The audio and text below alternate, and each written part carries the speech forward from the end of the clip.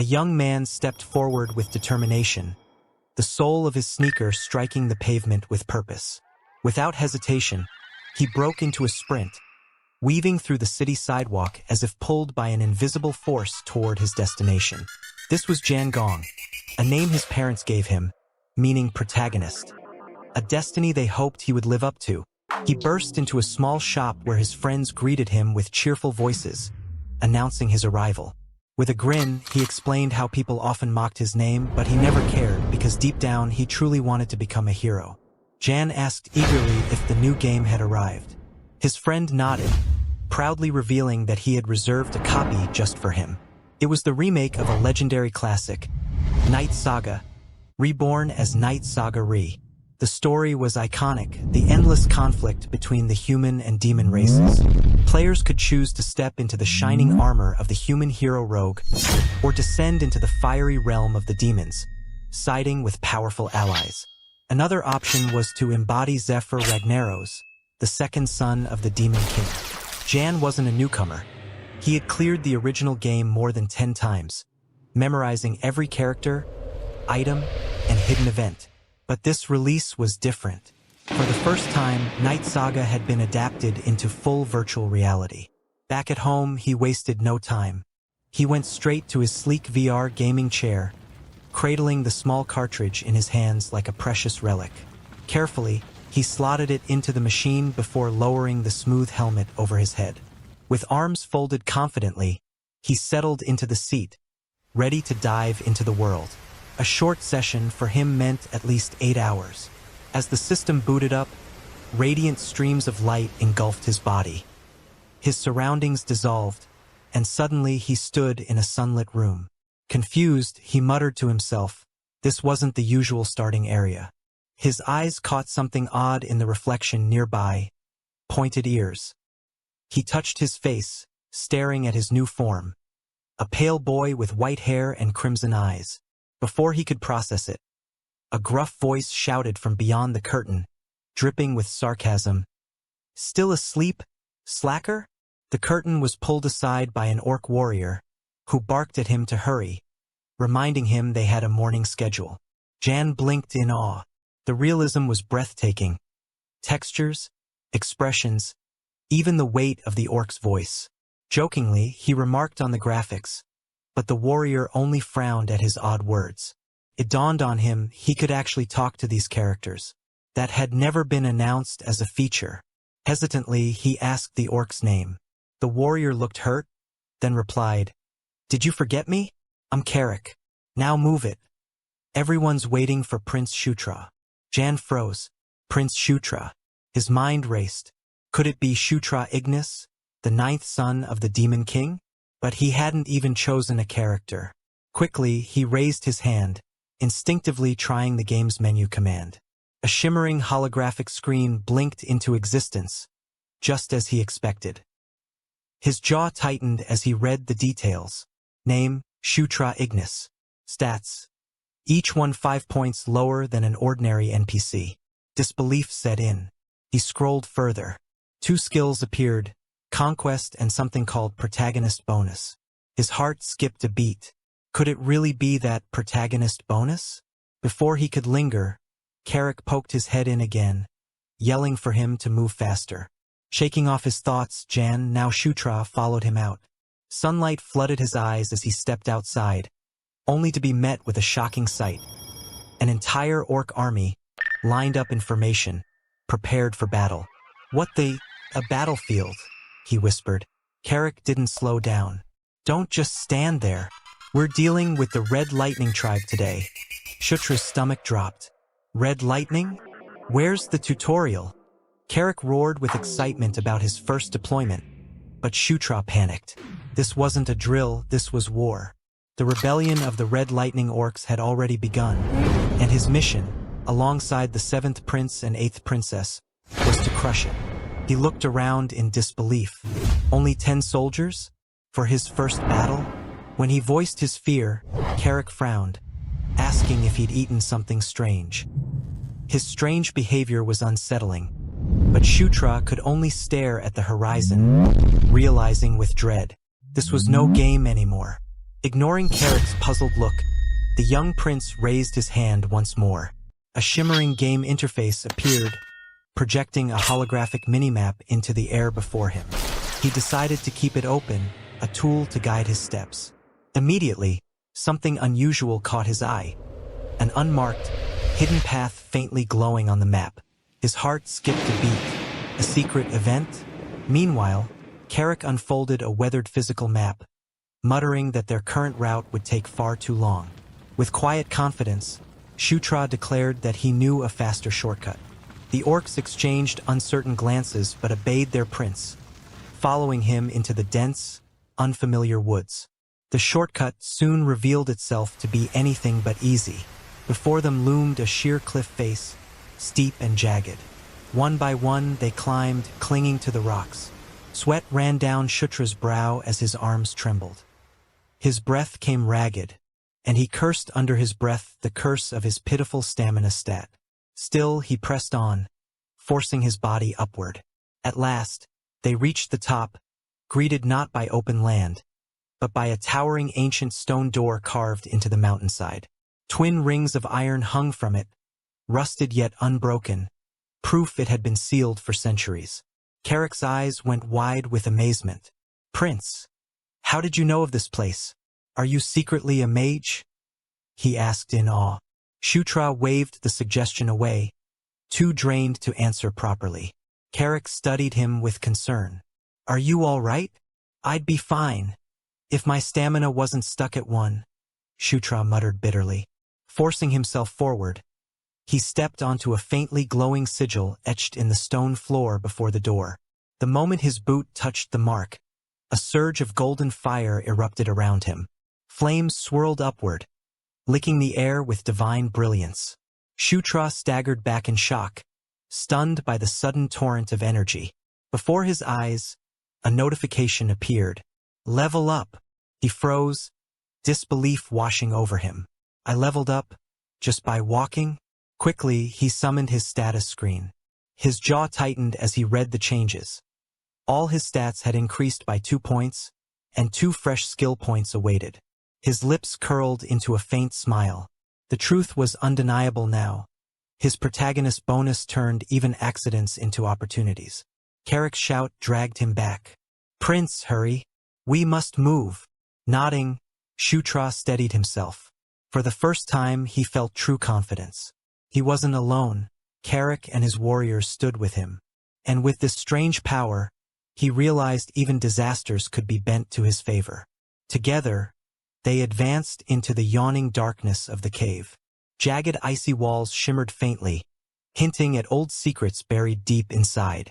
Carrick ran his hand across the stone, remarking that dwarves must have dug this passage long ago, back when they still lived within the demon realm.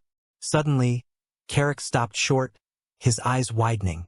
The orc soldiers surged forward, shouting in excitement. Before them lay a treasure hoard, abandoned dwarven weapons, glimmering faintly in the gloom. While the soldiers cheered, Shutra remained composed.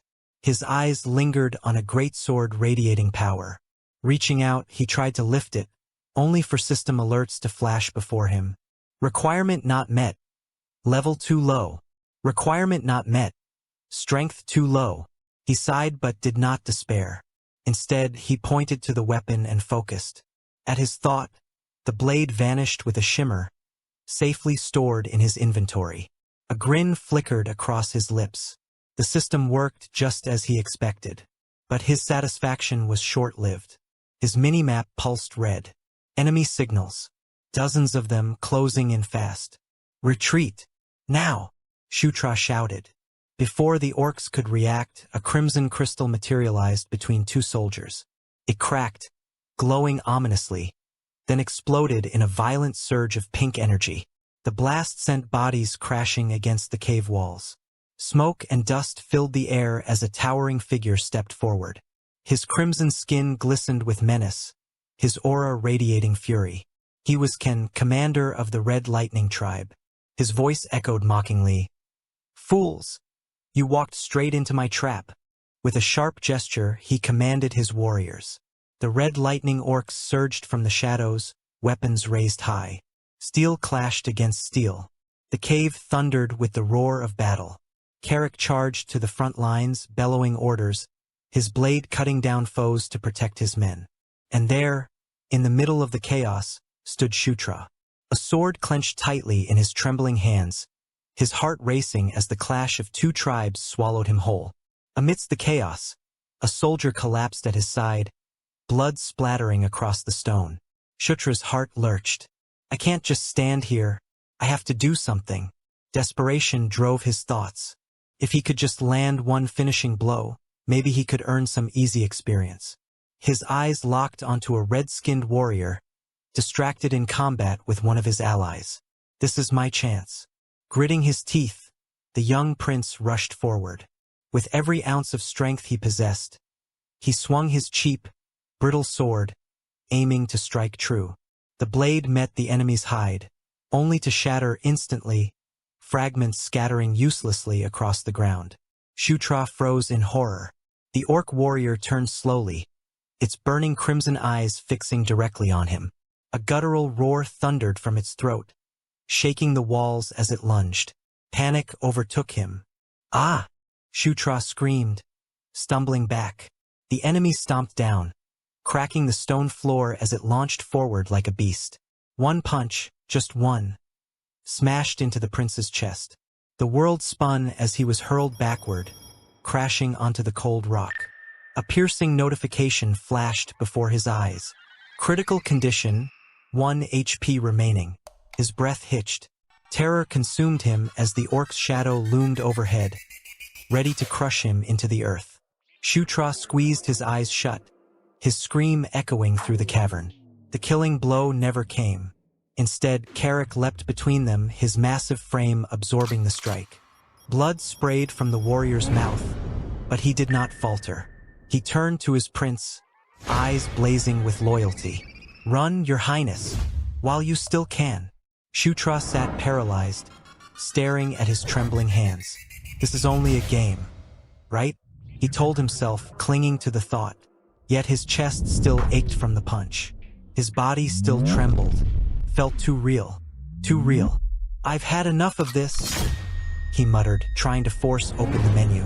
This game is way too realistic. The interface flickered. His skill list was empty. The buffs he'd seen earlier gone. His face drained of color as sweat trickled down his temple.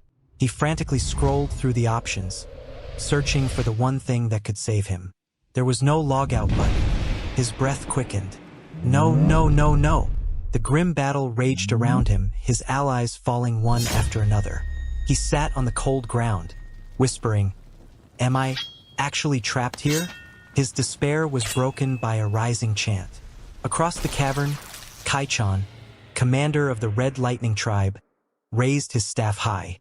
Sinister pink energy crackled around him as his lips curved into a cruel grin.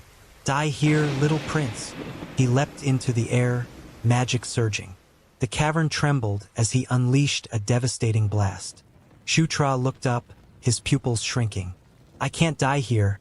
I can't." The pink inferno consumed him, slamming into his body. His scream was drowned in the explosion as light swallowed everything. The system chimed coldly. "HP 0, you are dead." But instead of awakening outside the game, he opened his eyes to a vast, empty void of endless blue. His chest rose and fell raggedly as he turned in every direction, utterly alone. "I was attacked. I died. So why am I still here?" The thought pierced him like ice. Could it be I actually died? Before despair swallowed him, a radiant golden light flared in the distance. His eyes widened as a majestic, feminine voice echoed through the void. "You are the destiny of this world." A dazzling figure emerged, ethereal, goddess-like, her beauty so divine it stole his breath. She gazed at him with unwavering authority. "Conquer, subjugate, rule." Shutra's lips parted in disbelief. He staggered back, stunned by her words, her power, her very presence. The brilliance swallowed him, pulling his consciousness away. When his vision cleared, he was back in the cavern. The battle raged on, Carrick's warriors desperately resisting, but the Red Lightning tribe's overwhelming numbers were crushing them. Kai-chan laughed cruelly, his staff dripping with power, mocking their stupidity for stepping into his trap. "Finish them," he commanded.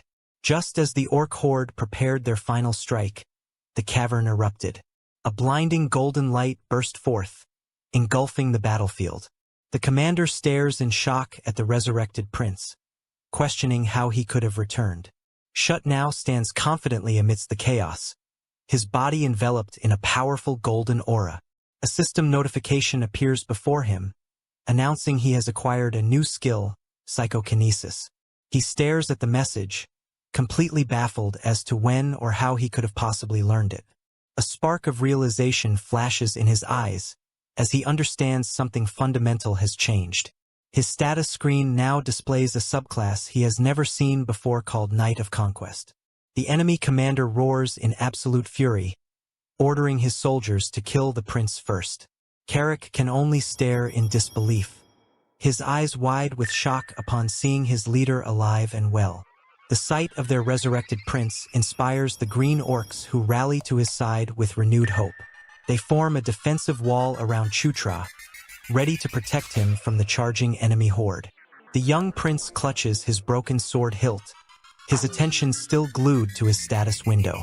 He reads the name Knight of Conquest, a class that he knows never existed in the original game. His eyes glow with intense focus as he questions the reason behind all these unexpected changes. He raises his broken fist, channeling his newfound energy as a spell instinctively comes to mind. His eyes glow with intense power as he feels the words resonate within him as if he has known them for a long time. He releases the spell, declaring that the power of conquest is the true power of a king. A massive wave of golden energy erupts from him, enveloping his allies and empowering them. The system confirms the activation of his Under the King's Banner ability, empowering all allies in the area. Carrick and the other green orcs roar with newfound strength, feeling the power coursing through their veins. Filled with incredible vigor, the reinvigorated soldiers advance to eliminate their enemies.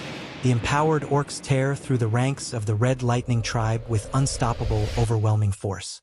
The battlefield shifts rapidly as Shutra's allies easily overwhelm their once dominant foes.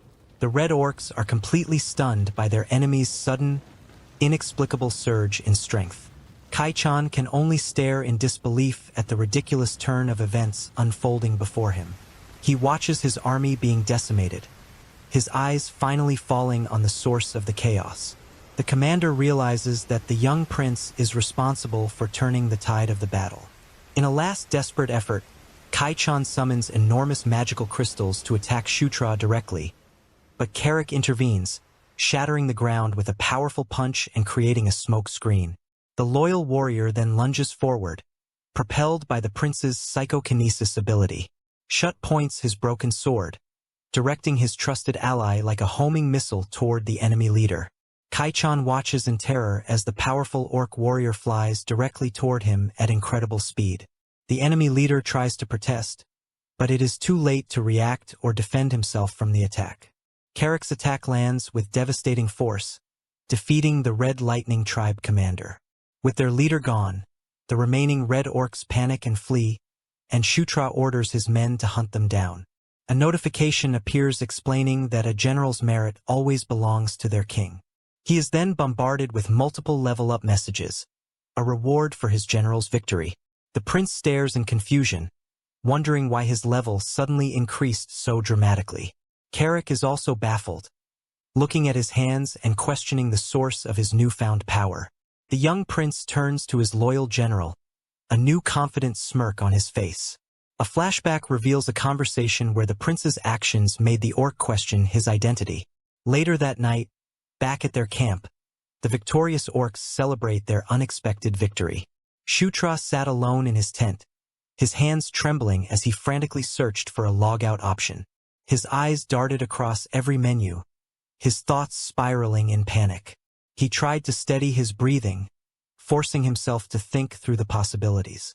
The first explanation was simple, some kind of VR malfunction, a critical bug that had trapped him inside the system. If that was the case, maybe the developers would fix it and he'd be freed eventually.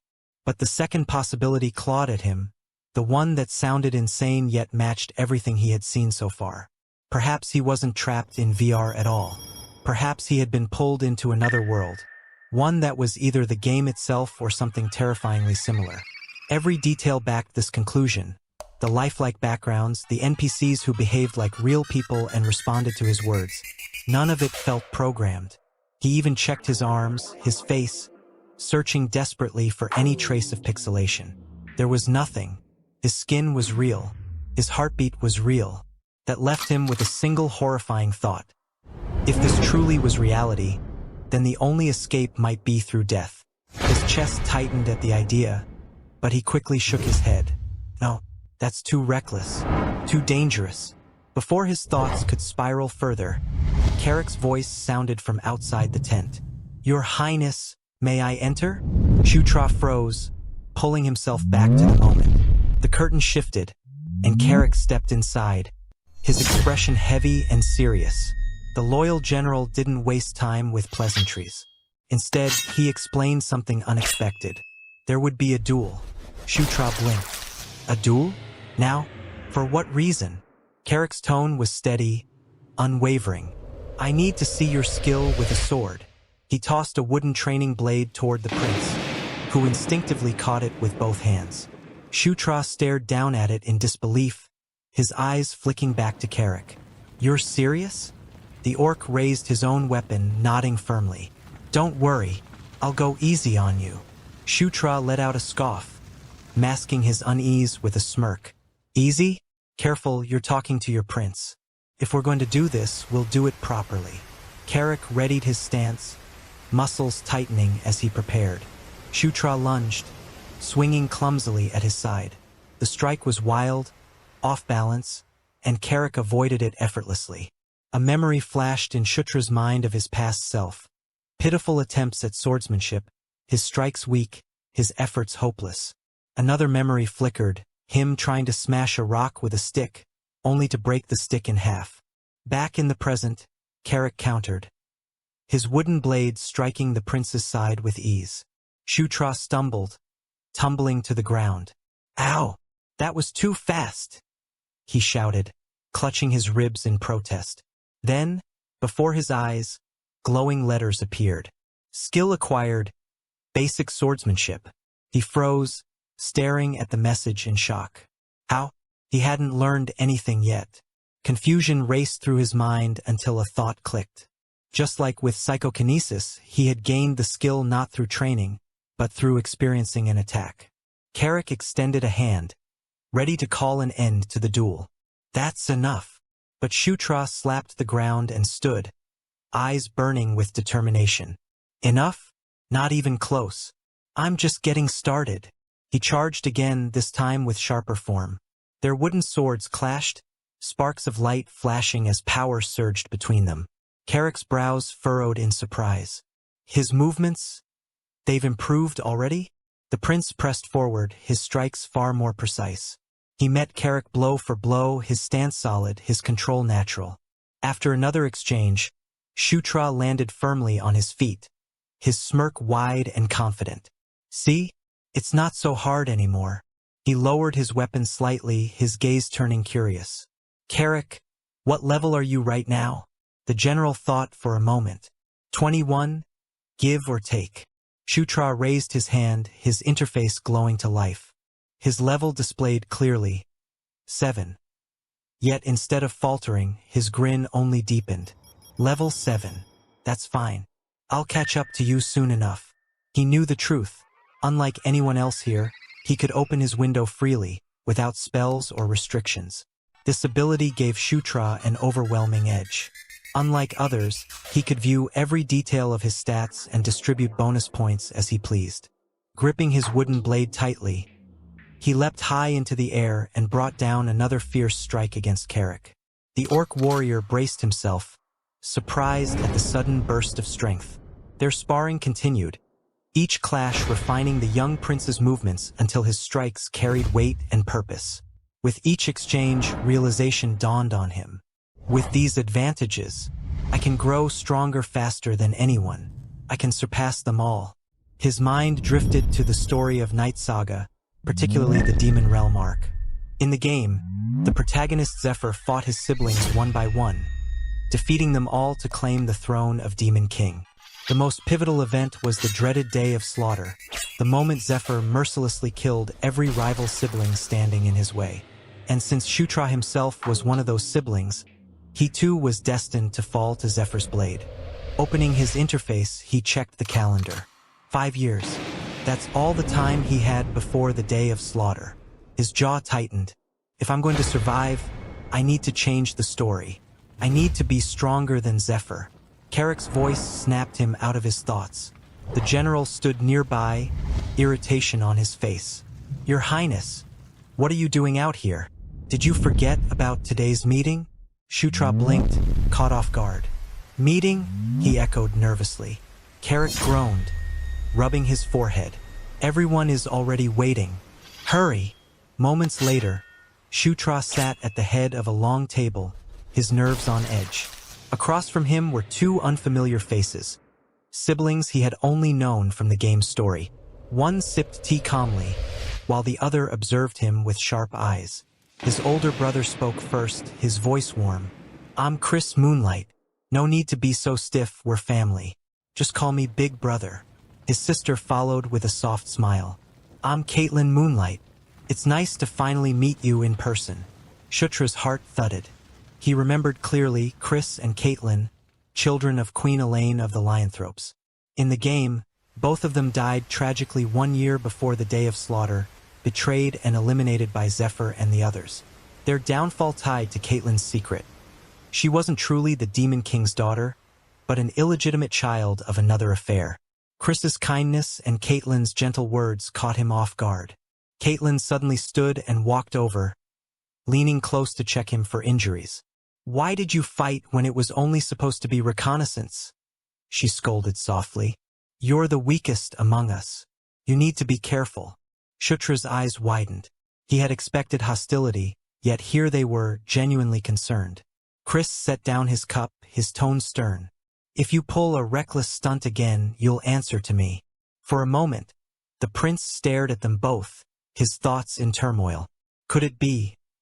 The Demon King's children aren't all ruthless villains? Could they truly be kind? A determined light flickered in his eyes. He needed to seize this chance. Lionthropes were famous for their mastery of aura, and if he could learn it, his growth would skyrocket. Turning to Chris, he flashed a cheeky grin. Big brother, can you hit me with your aura?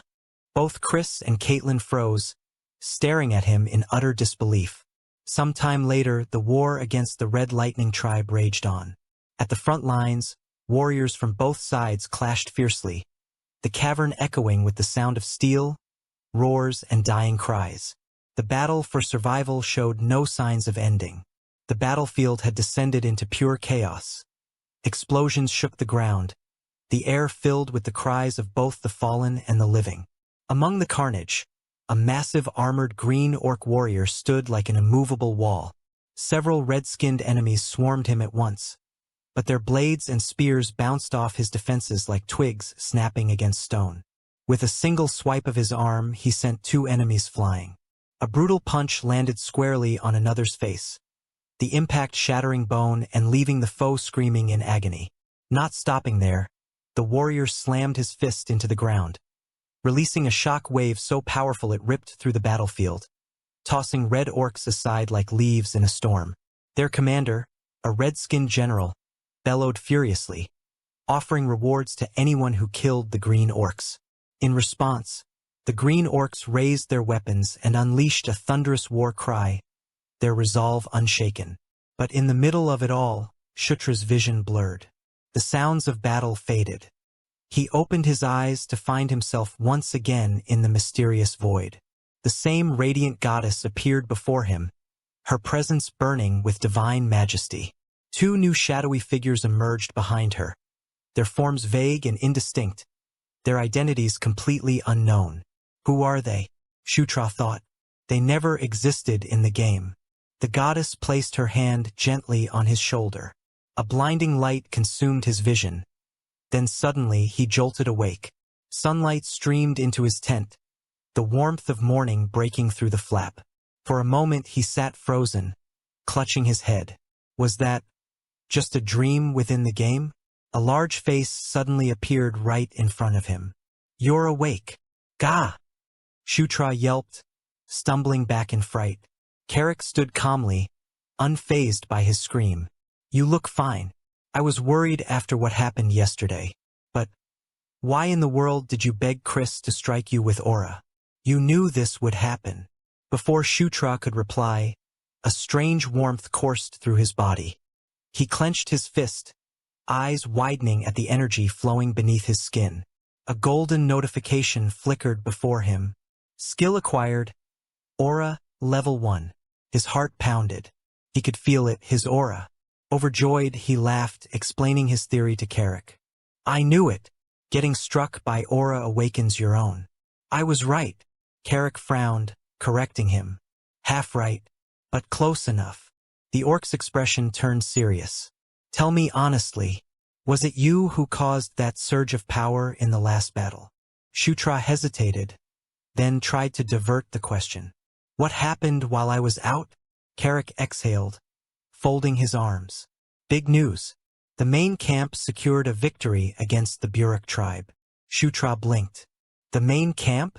But weren't we the only ones sent to fight the orcs?" "No," Carrick said firmly. "The main camp was led by General Bandal, an ogre worth 100 men." Shutra froze. The name lit up in his memory. Bandal, a monstrous warrior, absurdly powerful. In the game, Zephyr recruited him 3 years later as one of his most terrifying subordinates. A grin spread across Shutra's face. "If Bandal joins Zephyr in 3 years, then I still have time. If I can sway him now, he'll belong to me instead." He knew everything: Bandal's favorite foods, his gifts, even the hidden conditions required to earn his loyalty. But the ultimate requirement was simple: a duel. Bandal would only follow someone who could defeat him in one-on-one combat. Shutra's pulse quickened at the thought. With his knowledge and his new powers, this was the perfect chance. Zephyr will never have him. Bandal will be mine. Later, back at Caitlin's base, the morning carried a different mood. Chris and Caitlin listened in disbelief as Shutra demonstrated his progress. "You mastered the basics of aura in just 1 day? Impossible." Shut smirked proudly. "Not impossible. I put every single stat point I had into aura. It only makes sense." He explained further. Unlike other stats, aura amplified overall strength, speed, and endurance, making it the ultimate long-term investment. Chris narrowed his eyes. "Even so, your growth is abnormal. Could this be because of your Gandharva bloodline?" Shutra only shrugged, feigning ignorance. Chris shifted the topic, asking, "Then, can you make a map of the tunnels you discovered during your mission?" The young prince nodded, grinning. "Of course, I have a mini-map. Just bring me paper and ink, and I'll draw it for you." Chris is amazed by the detail, exclaiming that it's much better than the map he currently has. He excitedly calls his younger brother a genius, throwing an arm around him in a proud embrace. Caitlin points out that since they wiped out the enemy squad, no one else knows about the tunnels. She then tells the young prince that she has one more important task for him to complete.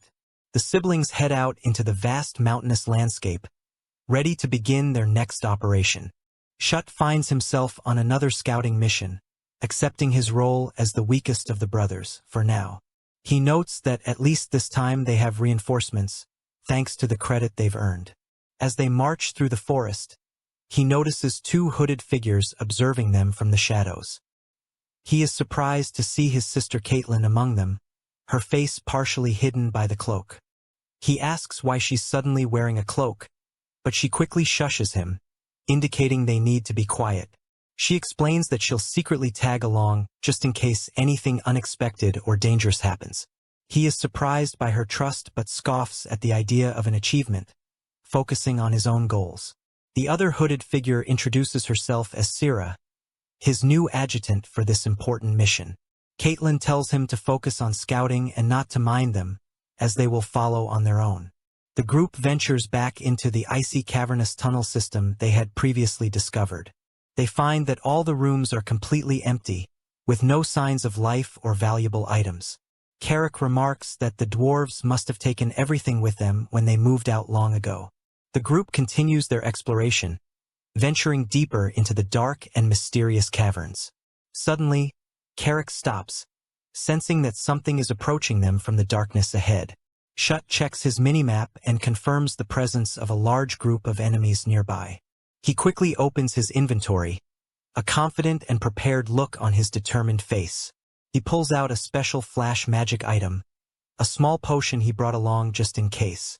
He whispers instructions to Carrick, telling him to have everyone shut their eyes on his signal.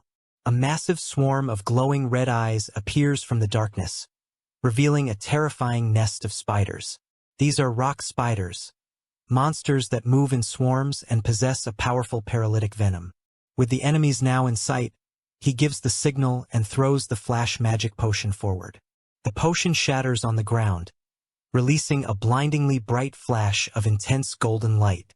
The entire cavern is illuminated by the sudden explosion of magical radiant energy. The rock spiders screech in agony, completely disoriented and stunned by the unexpected flash. Shutt explains that the creatures are immobilized by light and orders his units to attack. The orc soldiers charge forward, their battle cries echoing through the massive icy cavern. They clash with the immobilized rock spiders, cutting them down with their powerful weapons. Shutt stands back, observing the battle and allowing his forces to handle the smaller threats. He pulls up his minimap again, his eyes focused on the single larger red dot among the swarm. He knows that every pack has a leader, and this one is no exception to that universal rule. He calls out to Carrick, telling him to follow as they go after the main boss of the spider nest.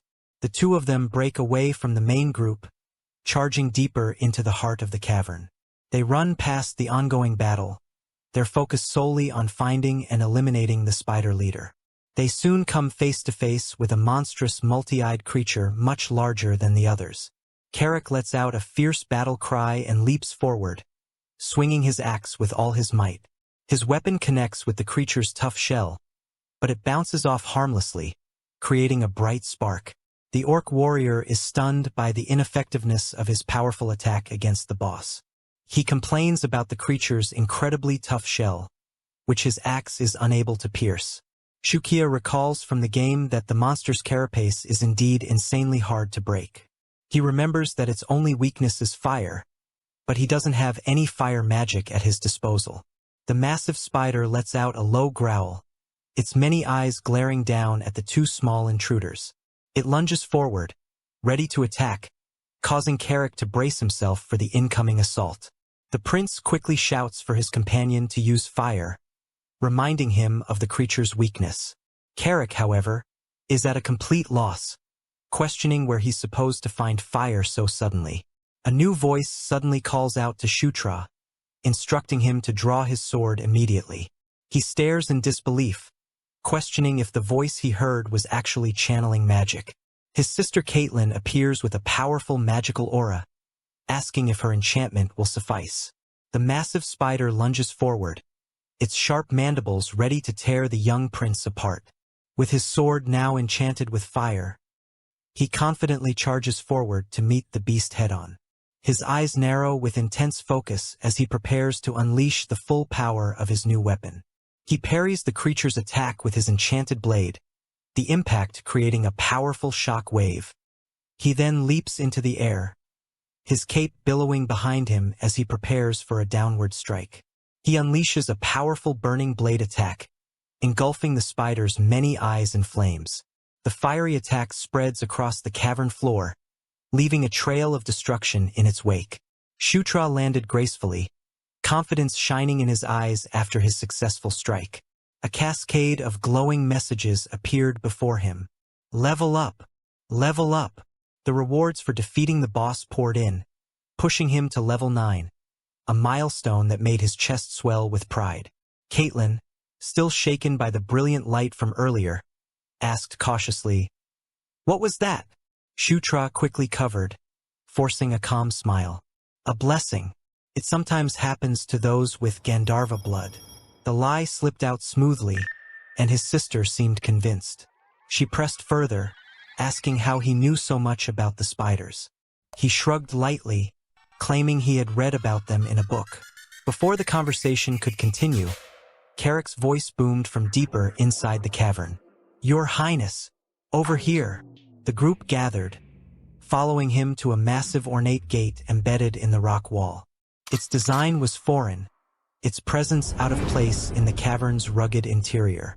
Cautiously, they pushed the gate open and stepped inside. Torches lined the chamber beyond, bathing the room in flickering light. Shutra froze the moment he saw it. He recognized the design instantly. Town portal. His pulse quickened. This was something he had only encountered in the game. Carrick eyed the structure curiously. "Do you know what this is?" Shutra hesitated, then gave a vague answer. "I just have a feeling." He studied the design more closely. The carvings were distinctly dwarven, just as he remembered. As Zephyr, he had never found one, but playing as the hero, he had stumbled across several. He recalled clearly, the portals activated only when infused with sufficient magic. He turned to Caitlin. "I believe it's a portal." Her eyes widened. Sierra, standing nearby, nodded in agreement. Caitlin frowned in thought. "But where does it lead?" Carrick pointed to a plaque beside the structure, etched with strange runes. The group gathered, staring at it. Caitlin tilted her head. "This isn't demon script. It looks dwarven, but I can't read it." She glanced at Sierra, who shook her head apologetically. Then, without hesitation, Shutra spoke. "Portal of the Jashuka Range. Connected to the Dwarven Network. Linked destination, secondary portal east." His voice trailed off as his own words sank in. "Wait, how did I just read that?" A golden notification appeared before him. "Skill acquired. Dwarven script, level 1. Carrick gaped. You can read it?" Shutra nodded slowly, still baffled. "It seems I can." Sierra questioned when he had learned the language, while Caitlin urged him to continue. Shutra explained that the inscription confirmed the portal could be activated if infused with magic. "Then do it," Caitlin suggested, stepping back. He scratched his cheek nervously, his lie quick. "I'm not exactly good at handling magic." With a sigh, Caitlin stepped forward, raising her hands. Magic surged from her palms into the ancient device. The portal shimmered to life, its core glowing with ethereal blue light. A holographic map projected above it, outlining the rugged terrain of the Jashuka mountain range. Shutra pointed to their current position. "Here, and that's where the connected portal lies." Carrick frowned. "That's right where the main red lightning forces are gathering." Caitlin's expression hardened. "We'll stop for now. I need to discuss this advantage with Chris." Later, back at camp, the news spread quickly. Chris embraced his younger brother with pure joy.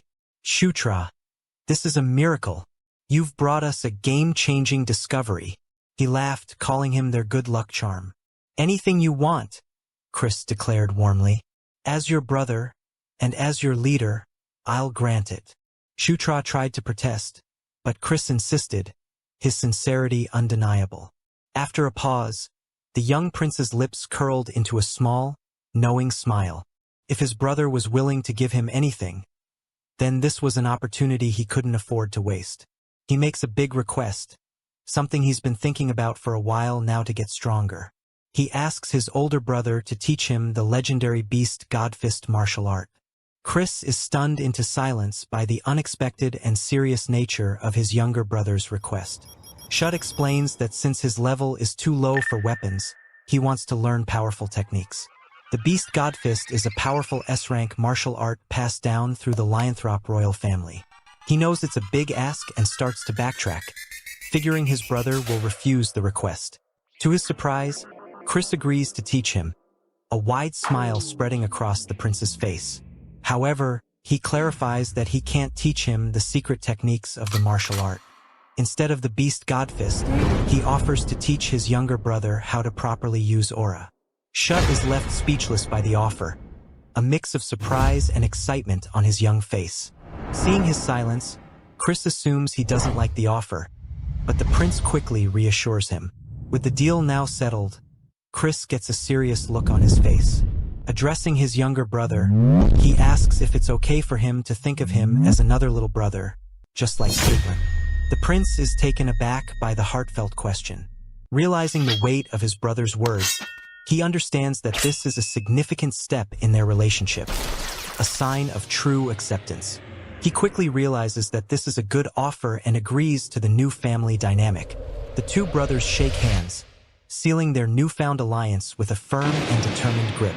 Caitlin looks on with a warm smile, happy to see her two brothers finally bonding. Shut declares that they will do their best together, ready to face whatever challenges lie ahead. A system notification confirms that a normal alliance has been formed with his two siblings. The alliance status is still at a basic level, but it's a crucial first step for their future. The sun sets over the mountains, casting a warm orange glow over the entire landscape. Meanwhile, at the Red Lightning Tribe's garrison, a new and sinister plot is unfolding. The Red Orc soldiers stand guard, their expressions grim and their weapons at the ready. A new, powerful-looking orc addresses his men, a cunning and cruel smirk on his face. He mentions their dear princess, hinting at a captive they have hidden within their camp. In a dark, candlelit tent, a young woman is bound by magical chains, a helpless prisoner. Shut reviews his stats, noticing that his charisma is lagging behind all his other attributes. He recalls that at first all his stats went up by 2, but now charisma only increases by 1. He wonders why his charisma is growing slower, remembering a key detail from the original game. In Night Saga, appearance and charisma were 2 separate stats, each with a different function. He dismisses the thought, figuring it makes sense given his rapid growth in other areas. More importantly, he's about to hit level 10, a crucial milestone for any character in the game. He recalls that when the main characters reached level 10, their unique skills would also level up. Carrick's voice interrupts his thoughts, announcing that everyone is ready to head out for the mission. The prince agrees, a confident and eager smile on his face, as he prepares for the upcoming battle. Carrick notes his good mood, but Shutra simply brushes it off, hiding his true excitement. The two of them step out of the tent, ready to lead their forces into the fray once again. They stand before their assembled army, the orc soldiers ready and waiting for their command. With a determined look, the prince gives the order, and the entire army begins to march forward. They head towards a dark and ominous cave entrance, the path to their next major battle. Inside the cave, Lyanthrope soldiers are already engaged in a fierce battle with the local monsters. The wolf-like warriors fight with incredible ferocity, clearing a path to the ornate gate within. The main group arrives at the portal chamber, ready to begin the next phase of their operation. 2 hooded Lyanthrope mages are already there, inspecting the portal to ensure it's safe to use. They confirm that the portal connects to the Eska tributary, just as the prince had predicted. They also assure the group that the portal is functioning properly, a testament to dwarven craftsmanship. With the portal now confirmed to be safe and operational, Chris gives the order to move out. The 2 mages begin to activate the portal, channeling their magic into the ancient device. The portal activates, revealing a shimmering gateway to another location in the mountains. Shut stares at the portal, a mix of awe and excitement on his young, determined face. He thinks to himself how amazing it is to see one of these gates in real life, not just in a game. His sister calls out to him, urging him to hurry up and join them. As they prepare to step through, he snaps out of his thoughts and rushes forward, ready to follow his siblings into the unknown. They step through the portal and arrive in a new, unfamiliar location, a rocky and barren landscape. The prince looks around, taking in the new surroundings with a curious and observant expression. They stand on a high cliff overlooking a massive enemy encampment spread out below them. Chris is pleased with the discovery, confirming that their intel about the enemy base was correct. He estimates there are about 5,000 enemy troops, and their first priority should be the logistics officer. He outlines a plan for a pincer attack with General Vandal leading a frontal assault. However, Sierra points out that something seems strange about the encampment below them. She notes that there are far too few troops, and Chris wonders where the rest of them could have gone. A distant sound catches their attention, a sign of a battle already in progress somewhere nearby. The prince looks towards the sound, confirming that there is definitely a fight happening over there. Chris instructs him to focus his aura into his eyes to get a better view of the distant conflict. He does as he's told, his eyes glowing with a faint white light as he enhances his vision. He can now clearly see the battle, the Red Lightning tribe fighting against an unknown force.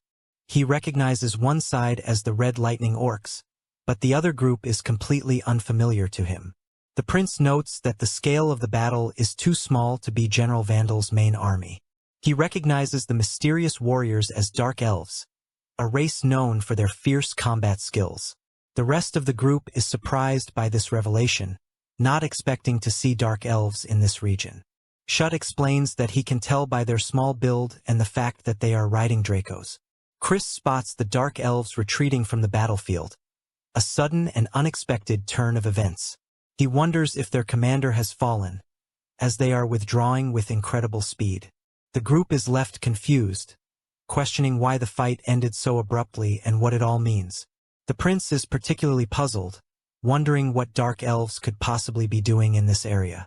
Later, back at their main camp, the siblings receive a holographic call from General Vandal.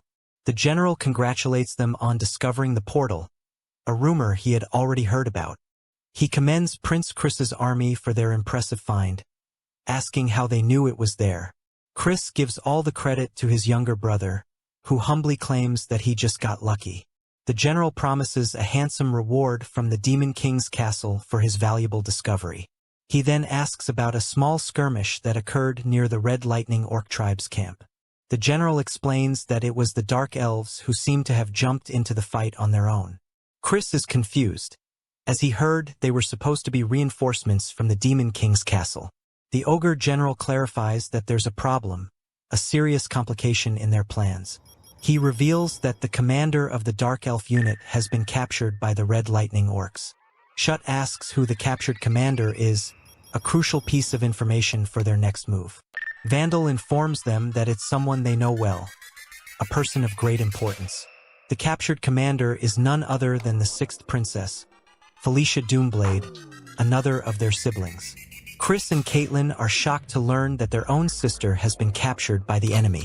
She is the daughter of the 3rd queen and a former Dark Elf princess with a twin brother named Sylvan.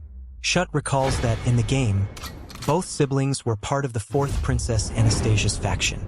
He wonders why Felicia has shown up in this region, speculating that she might be trying to take all the credit.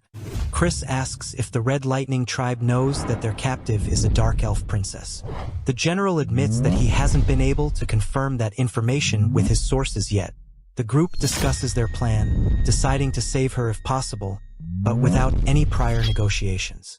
Chris declares that he has no intention of bowing his head to the enemy to secure her release. The ogre general agrees to gather more information and contact them if anything new develops. After the call ends, the 3 siblings stand in silence, contemplating their next move. Chris breaks the silence, a dry smile on his face as he comments on their sister's capture. Caitlin insists they have to save her if she's still alive, but her brother warns it won't be easy. She is taken aback by his hesitation, realizing the potential dangers of a rescue mission.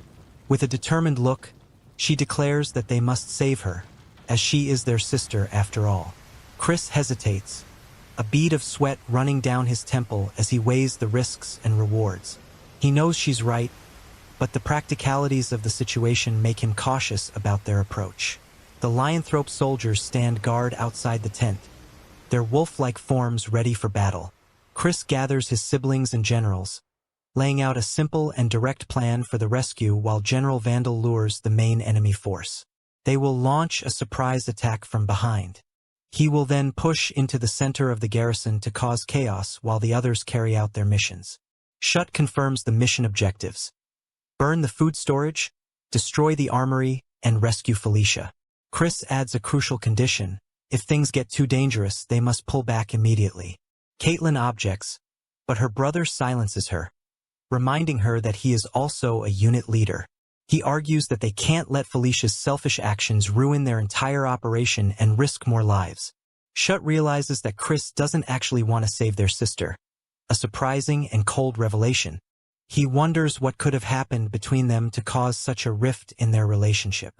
As the night falls, the forces of General Vandal begin their advance on the enemy encampment. The general leads the charge, his warriors letting out fierce battle cries as they rush forward. The ogre general roars, ordering his men to take down the Red Lightning tribe with all their might. Meanwhile, Chris and his unit watch the unfolding battle from a high cliff overlooking the camp.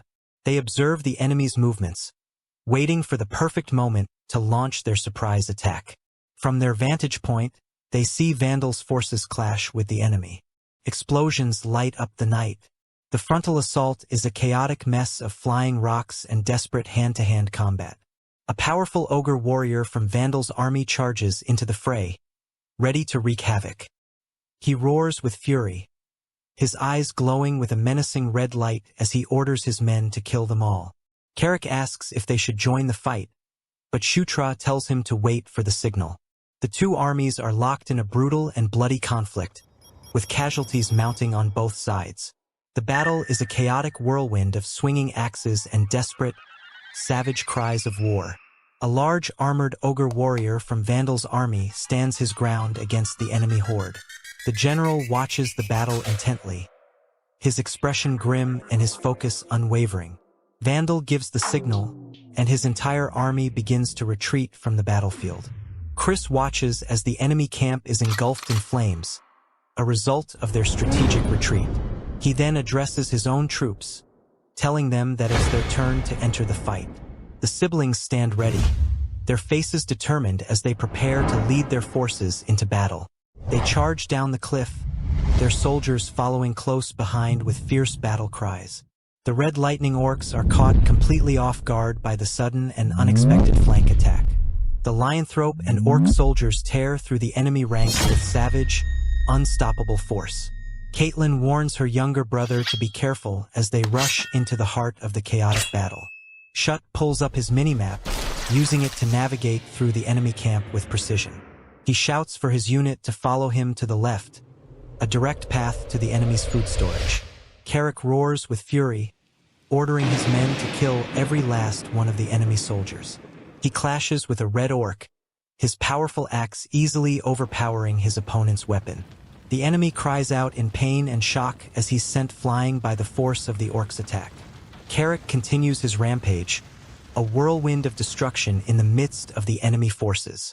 He effortlessly deflects another attack, his skill and strength far superior to his opponent's. A system notification appears before Shutra, announcing he has learned dagger throwing level 1. He grins, a new and deadly skill now at his disposal to use against his unsuspecting foes.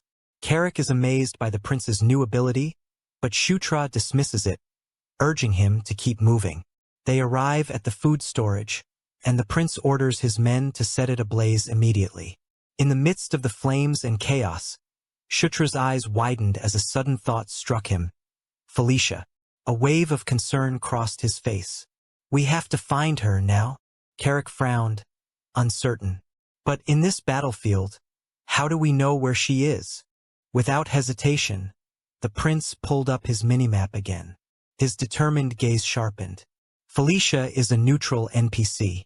She should be marked in blue or purple. His eyes scanned quickly and then froze.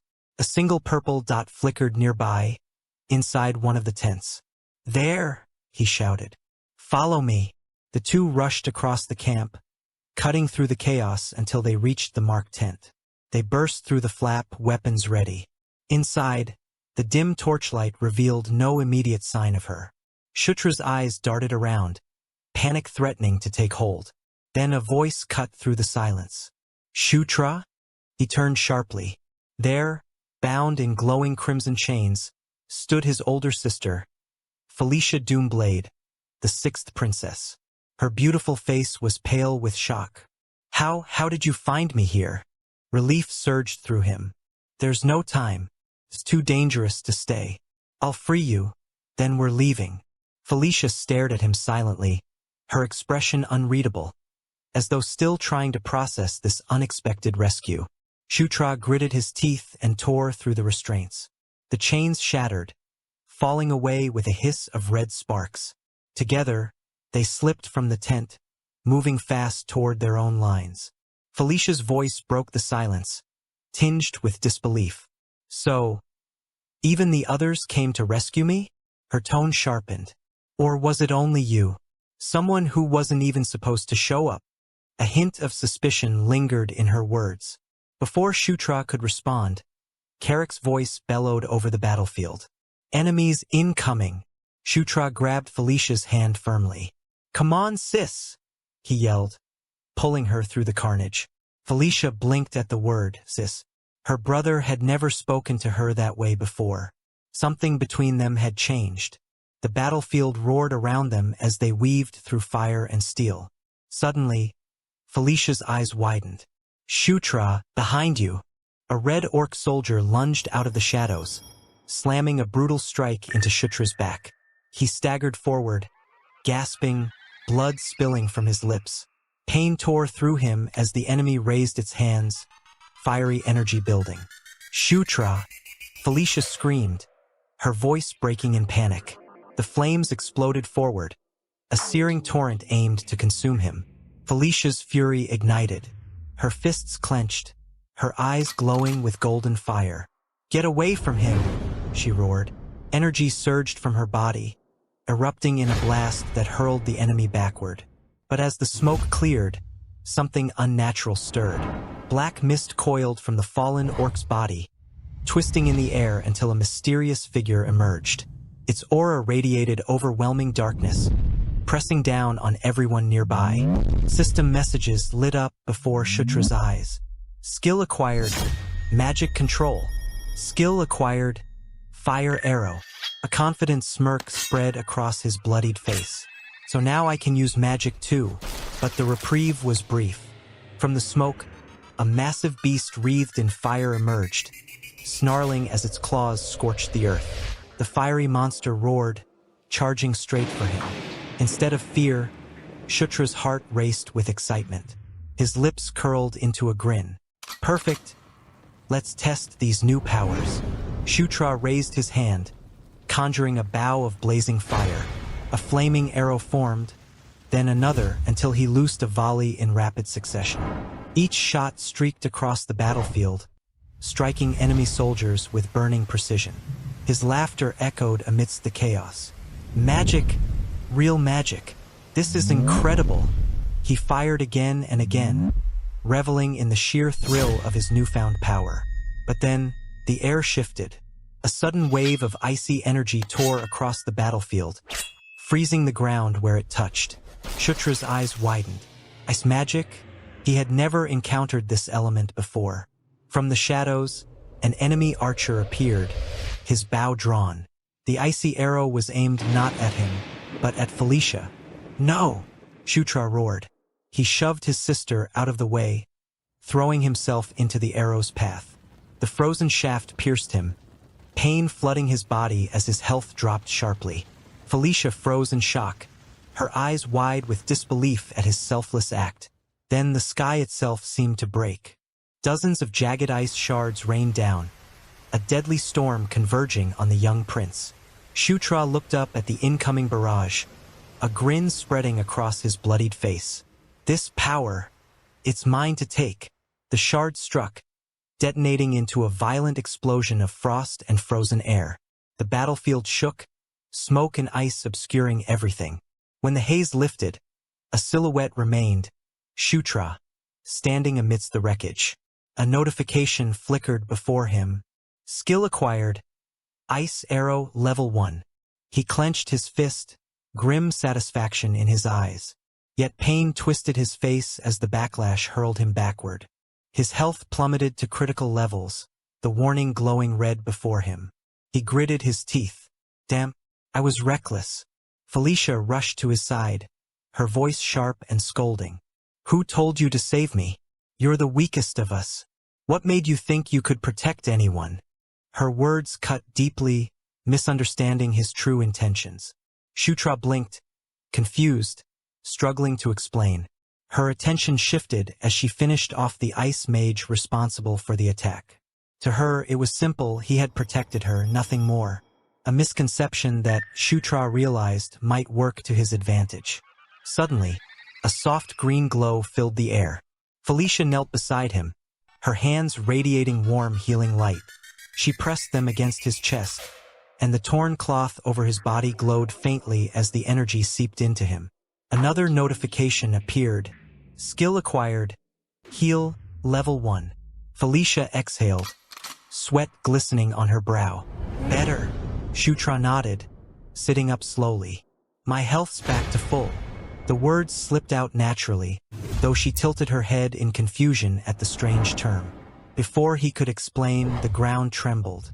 A low, guttural roar echoed across the camp. From the smoke, a massive figure emerged. A towering red-skinned ogre, its eyes glowing like burning coals. His presence alone radiated raw, terrifying power. Shutra's face paled. He recognized it instantly. A blood ogre, one of the most dangerous mutations in the game, a monster that could crush armies on its own. Felicia rose to her feet beside him, her golden aura flaring as she prepared for battle. Shutra's hands trembled. His mind raced. How are we supposed to fight something like that? The battlefield shook again as the beast advanced, and the siblings braced themselves for the fight of their lives.